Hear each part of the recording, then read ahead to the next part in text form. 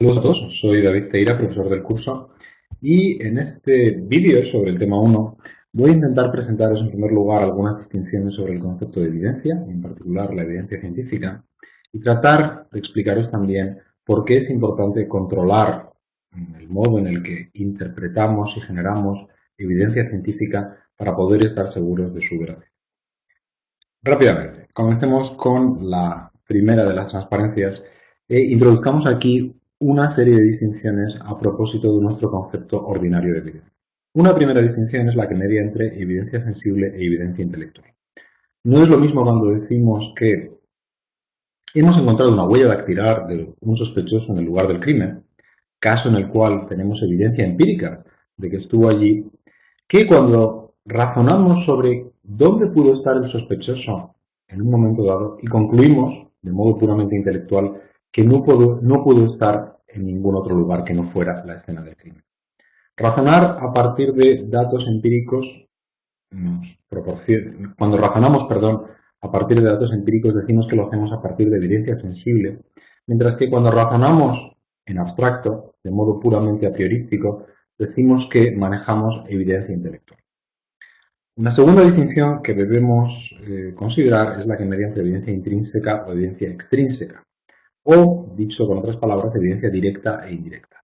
Una huella dactilar es evidencia directa, intrínseca, de la presencia de un sospechoso en el lugar del crimen, mientras que un testimonio ocular, un testigo que dice haber visto a nuestro sospechoso en el lugar del crimen, será evidencia extrínseca, puesto que no es un dato que nos proporcione el mismo sospechoso, sino un testigo. Esta es la segunda de las distinciones que quería proponer. Una tercera distinción es la que está en el propio diccionario de la academia y es la que diferencia entre certeza y prueba. Decimos que la evidencia nos proporciona certeza subjetiva, en un primer sentido, pero en el ámbito jurídico decimos que la evidencia solo será aquella pieza que tenga capacidad probatoria ante un tribunal. Por lo tanto, hay evidencia que nos sirve para cerciorarnos subjetivamente de algo, hay evidencia que constituirá además prueba jurídica ante un tribunal. Y este es un tercer sentido que debemos de considerar. Por último, en nuestro curso vamos a tener también un cuarto sentido, que será la evidencia estadística. Aquí trataremos de evidencia como datos cuantitativos que, aplicando reglas matemáticas, podremos utilizar para aceptar o rechazar una hipótesis, para decidir acerca de su verdad o su falsedad. Bien, todos estos son matices, distinciones que podemos hacer en el concepto de evidencia en su uso ordinario, el concepto tal y como lo usamos cada día. Pero en la ciencia, y los laboratorios de pericia judicial debieran ser laboratorios científicos, en la ciencia hablamos de la evidencia científica en un sentido más restringido. Para empezar, consideramos evidencia científica fundamentalmente datos empíricos. Datos sobre evidencia sensible que obtenemos normalmente a través de procedimientos controlados, es decir, que siguen un protocolo que nos permitiría replicar el proceso de adquisición de datos si lo desease. Si yo, por ejemplo, efectúo un ensayo clínico para verificar si un medicamento funciona, seguiré un protocolo experimental tal que si cualquier otro especialista en cualquier otro lugar del mundo quiere, siguiendo este protocolo, verificar si el medicamento funciona, podrá hacerlo e idealmente llegará a los mismos resultados. Por lo tanto, hablamos de evidencia científica en la medida en la que son datos empíricos sometidos de alguna manera a un control intersubjetivo. El protocolo para obtenerlos puede variar, desde experimentos, sondeos, estudios de campo y desde luego pruebas de laboratorio como las que empleamos en los laboratorios de pericia judicial. Ahora bien, debemos comenzar, y este va a ser el sentido del vídeo, tratando de explicaros por qué es importante el control en los procedimientos de adquisición e interpretación de la evidencia. Y la razón para ello es que la psicología ha estudiado durante los últimos 30 o 40 años el modo en el que razonamos espontáneamente, de qué modo nos enfrentamos a distintos procesos de razonamiento en toda clase de contextos. Y un descubrimiento de los psicólogos es que en la mayor parte de estos contextos tenemos una cierta propensión a razonar mal, es decir, hay errores que cometemos sistemáticamente, hay desviaciones en las que incurrimos una y otra vez respecto al canon de lo que habría de ser un buen razonamiento. Por ejemplo, vamos a intentar ilustrar esta desviación o sesgo, como la vamos a llamar a partir de ahora, tratando de mostrar de qué modo, diríamos, en la verificación de una proposición os vais a desviar de las leyes de la lógica formal, de las leyes que nos explican cómo tratar formalmente nuestros razonamientos deductivos. Considerad la proposición que tenéis en la pantalla. Si una carta muestra un número par por una cara, por la otra mostrará una vocal. Tenéis en la pantalla 4 cartas. La pregunta que os hago es bien simple.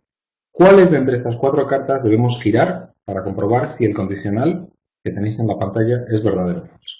Os doy para esto 5 segundos.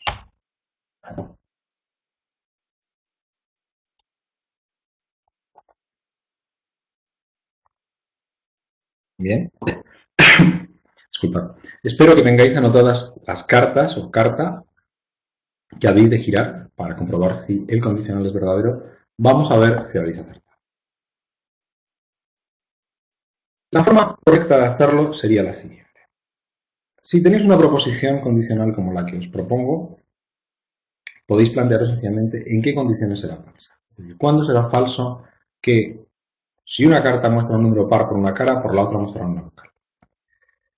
Básicamente, permitidme adelantar acontecimientos. Esta proposición va a ser falsa si, mostrando un número par por una cara, por la otra nos muestra una consonante. Ahora veremos en la transparencia siguiente por qué. Pero si aceptáis esta intuición, si aceptáis que la proposición solo va a ser falsa en este caso, en el caso de que por una cara tengamos un número par y por la otra una consonante, ya sabemos que no hace falta levantar ni la A ni el 7, porque sencillamente la A es una vocal y el 7 es un número impar, es decir, no son valores que afecten a la verdad de una proposición. Estoy seguro de que todos habéis puesto que hace falta levantar el 2, puesto que esta es la estrategia de verificación más sencilla. Si una carta muestra un número par por una cara y el 2 es un número par, disculpadme. Si una cara muestra un número par por una cara y el 2 es un número par, por la otra tendrá que mostrar una vocal. Así que giramos el 2 para ver qué hay por el otro lado. Pero donde posiblemente muchos no hayáis visto una ocasión para verificar este condicional es en la carta con la K. La K es una consonante. Y sin embargo, si la K tuviera por el otro lado un número par, esto falsificaría nuestro condicional. Puesto que si hubiera un 2 por una cara y la K por la otra, nuestro condicional no sería verdadero. Permitidme formalizar esta intuición que os acabo de proponer. La lógica nos sugiere que analicemos los condicionales con arreglo a la que se denomina una tabla de verdad, una como la que tenéis en pantalla. Un condicional es un enunciado compuesto por dos proposiciones A y B, y este condicional suele tener la forma siguiente. Si A, entonces B. Por lo tanto, podemos analizar en qué condiciones un condicional sería verdadero a partir de la verdad de las proposiciones que lo integran. Por pura combinatoria, digamos, lo que podemos es analizar cómo se combinan los distintos valores de verdad que le damos a la A y a la B. Pueden ser, por ejemplo, las dos proposiciones verdaderas, y el condicional va a ser entonces verdadero. La intuición que os anunciaba en la transparencia anterior es esta. Si el antecedente es verdadero y el consecuente es falso, entonces el condicional será falso. Pero, si el antecedente es falso, es decir, si A es una proposición falsa, entonces da igual cuál sea el valor de verdad de la B. El condicional va a ser en ambos casos verdadero. Apliquémoslo al enunciado que os proponía. Si una carta muestra un número par por una cara, esta es la proposición esta es la proposición A, por la otra mostrará una vocal. Es decir, la A es aquí la siguiente proposición. Y la B es esta segunda proposición que tenéis en pantalla. Por lo tanto, lo que hemos de buscar son aquellos valores de A y de B que hacen falso el condicional. Es decir, Este condicional solo va a ser falso si A es una proposición verdadera y B es una proposición falsa. ¿Qué casos serán esos? Veis en pantalla la carta con el 2 por una cara. 2 es un número par. Por lo tanto, por la otra cara tendremos que tener una vocal o el condicional será falso. Pero se puede dar también el caso inverso. Supongamos que tenemos a la K por una cara. Si por el otro lado hubiera un número par, entonces el antecedente sería verdadero y el consecuente sería falso. Por lo tanto, la proposición sería falsa en su conjunto. Tenemos, por tanto, dos estrategias para verificar nuestra proposición. Una es la estrategia de confirmación. Veamos si lo que nos dice la proposición es verdad. Si A es verdadera, si hay un 2 por una cara, la otra cara tendrá que mostrar una vocal. Por lo tanto, debemos dar la vuelta a la carta con el 2. Pero también podemos seguir una estrategia distinta, no una estrategia confirmatoria, sino una estrategia refutatoria. Es decir, veamos un caso en el que la consecuencia es falsa, en el que B es falso, y veamos si no fuera a ser que por la otra cara nos encontramos un número par, una A verdadera. Esta estrategia refutatoria nos permitiría también evaluar la verdad del condicional. Sin embargo, lo que se ha detectado en toda clase de contextos es que la mayor parte de nosotros tendemos a confirmar la información que recibimos, pero no a refutarla. Nos centramos en la información que confirma las hipótesis que se nos proponen antes que en buscar información que las contradiga. Y esto es un sesgo que los psicólogos denominan sesgo de confirmación. Tenemos, por tanto, un canon sobre el buen razonamiento, que es el de las leyes de la lógica, ejemplificada por la tabla de verdad del condicional que os ponía antes. Tenemos una desviación sistemática que aparece respecto a estas leyes de la lógica en multitud de experimentos y supongo que muchos de vosotros os estaréis preguntando ¿y qué tiene que ver todo este sesgo con lo que nosotros hacemos a diario en un laboratorio? Pues tiene que ver. Y para esto permitidme que os ilustre un ejemplo de experimento científico donde el sesgo de confirmación aparece de modo prominente. Imaginaos un pseudo experimento médico. Un pseudo experimento médico en el que lo que queremos es someter a una serie de sujetos a una serie de pruebas para verificar si están sanos. Este experimento es un experimento, por supuesto, falso, pero nuestros sujetos no lo saben. A los sujetos les vamos a someter a una serie de pruebas médicas, la primera de las cuales consiste en hacerles pasar a una sala, tomar una tira de papel, un reactivo como el que tenéis en la pantalla, y pedirles que lo humedezcan en la boca. El reactivo va a cambiar de color en cualquier caso, pero lo que vamos a hacer con nuestros sujetos es dividirlos en dos grupos. A uno les diremos que el cambio significa una cosa y a otros otra. A un grupo de nosotros daremos una interpretación positiva. Si el reactivo cambia de color, usted será inmune a una enfermedad rara. Al otro grupo le vamos a dar una interpretación negativa. Ese cambio de color lo que significa es que usted tiene una enfermedad rara. Y vamos a ver cómo se comportan nuestros sujetos al participar en este experimento ficticio. Este va a ser el auténtico objeto de la investigación. Los sujetos que están en el grupo de la interpretación positiva proceden todos de la misma manera. Entran en la sala, toman uno de los reactivos, se lo meten en la boca para humedecerlo, observan el cambio de color, sonríen satisfechos y lo tiran a la papelera. No les suele llevar en promedio más de un minuto. Sin embargo, los que están en el grupo negativo entran en la sala, toman el reactivo, lo meten en su boca, observan el cambio de color, ponen mala cara, tiran el reactivo, cogen otro papelito, se lo meten en la boca y así sucesivamente hasta que se convencen de que efectivamente no hay un error. El reactivo diagnostica que tienen una enfermedad rara. ¿Qué es lo que vemos en este experimento? Sencillamente que tratamos la información de distinto modo según confirme o refute nuestras creencias previas. Nosotros creemos que estamos sanos. Y este experimento nos demuestra que hace falta muy poco para convencernos de ello. Puede haber un error en la tirita, pero sin embargo nadie replica la experiencia, nadie se la mete dos veces en la boca. Aceptamos la información porque se corresponde con lo que creemos intuitivamente. Sin embargo, cuando la información no se corresponde con lo que creemos intuitivamente, nos resistimos a aceptarla. Replicamos el experimento una y otra vez. Esto es lo que se denomina un sesgo de confirmación. Y obviamente es un tipo de sesgo que los científicos han de corregir para que sus experimentos no estén contaminados por sus creencias previas. Y sin embargo, tenemos un problema. para corregir estos sesgos. Y es que los psicólogos no saben todavía muy bien qué son. Hay muchas explicaciones que compiten para dar cuenta de este fenómeno y algunas las tenéis en pantalla. Puede ser, por ejemplo, que el sesgo funcione por una interferencia afectiva. Es decir, cuando recibimos información en la que no queremos creer, nos resistimos. Y cuando nos da información en la que queremos creer, la aceptamos fácilmente. O también puede ser una limitación de nuestra capacidad para procesar información. Como habéis visto antes en el caso de la tarea de las 4 cartas, hacía falta concentrarse para seguir todo lo que os estaba diciendo y esa dificultad de concentración puede explicar el problema. No lo sabemos. Hay múltiples explicaciones, pero en cualquier caso podemos estar de acuerdo en que es necesario que controlemos de alguna manera el proceso por el que generamos nuestros datos para que no estén contaminados por nuestras creencias. Y permitidme que en las 2 transparencias que nos queden os añada una última distinción. Hemos visto cómo en el caso del pseudoexperimento médico hay sesgos que aparecen en la generación de los datos. Tendemos a aceptar más fácilmente ciertos datos que otros.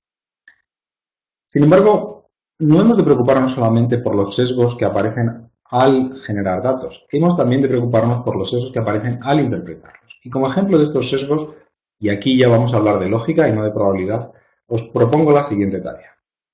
María tiene 31 años, está soltera, es inteligente y extrovertida.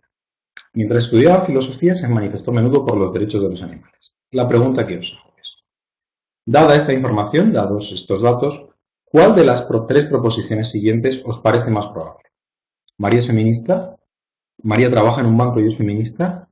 ¿María trabaja en un banco, es feminista y recibe clases de yoga? ¿Cuál de estas 3 os parece más probable? Pensadlo un instante. A, B o C. Bien. La probabilidad nos dice, la teoría matemática de la probabilidad, que cuando que la probabilidad de una proposición simple no puede ser mayor que la probabilidad de cualquiera de las proposiciones simples que la constituyen. Es decir, la probabilidad de una proposición compleja como A y B no puede ser mayor que la probabilidad de una proposición simple constituyente de la primera como es B. A y B son aquí los enunciados con los que estábamos trabajando. Imaginemos que María trabaja en un banco, es la proposición A. María es feminista, es la proposición B. ¿De acuerdo? La probabilidad de la conjunción de A y B, María trabaja en un banco y es feminista, no puede ser mayor que la probabilidad de A, María es feminista. ¿Por qué? Intuitivamente lo podéis ver de la siguiente manera. Suponed que María es feminista es un enunciado verdadero. Si es verdad que María es feminista, al añadir información, que María trabaja en un banco, estáis aumentando la probabilidad de que la conjunción sea falsa. Porque al añadir información, aumentan las probabilidades de que esa información no se corresponda con la realidad. Por tanto, si partes de una información segura y añades más información, es más probable que la nueva información, aumenta las probabilidades de que la nueva información haga falsa la conjunción de las 2 proposiciones. No os preocupéis mucho de por qué esto sea así, os lo vamos a explicar con más detalle en el tema 3. Pensad simplemente que esta es una ley del buen razonamiento probabilístico y si la aceptáis conmigo, entonces el orden correcto es el que tenéis, el orden correcto de probabilidad de las 3 proposiciones de la transparencia anterior es el que tenéis en pantalla. De más simple, cuanto más simple, mayor probabilidad. Es decir, la opción A es igual o más probable que la opción B, que a su vez es igual o más probable que la opción C. Por lo tanto, sea con arreglo a los cánones del razonamiento inductivo o del razonamiento deductivo, es decir, sea con arreglo a las leyes de la lógica o de la probabilidad, nos encontramos con que al manejar evidencia empírica en múltiples contextos nos desviamos de los cánones del buen razonamiento. Este es un hallazgo de los psicólogos. Por lo tanto, lo que los psicólogos nos han hecho conscientes de que al manejar la evidencia científica, la evidencia que queremos que sea considerada prueba dentro de un proceso científico o un proceso judicial, lo que tenemos que hacer es imponer procedimientos de control sobre los modos en los que generamos e interpretamos la información para asegurarnos de que no hay desviaciones subjetivas, que nuestras creencias o deseos no contaminan los datos que estamos manejando. Lo que vamos a ver en los dos vídeos siguientes son ejemplos de cómo estos sesgos pueden afectar al modo en el que interpretamos la evidencia judicial, originando falacias, o bien al modo en el que generamos la evidencia que presentamos ante un tribunal. Podéis ir a la plataforma ALF y ver allí, repasar allí estos conceptos con ayuda de los ejercicios de autoevaluación que os vamos a dar y con las lecturas que tenéis allí presentes. Muchas gracias.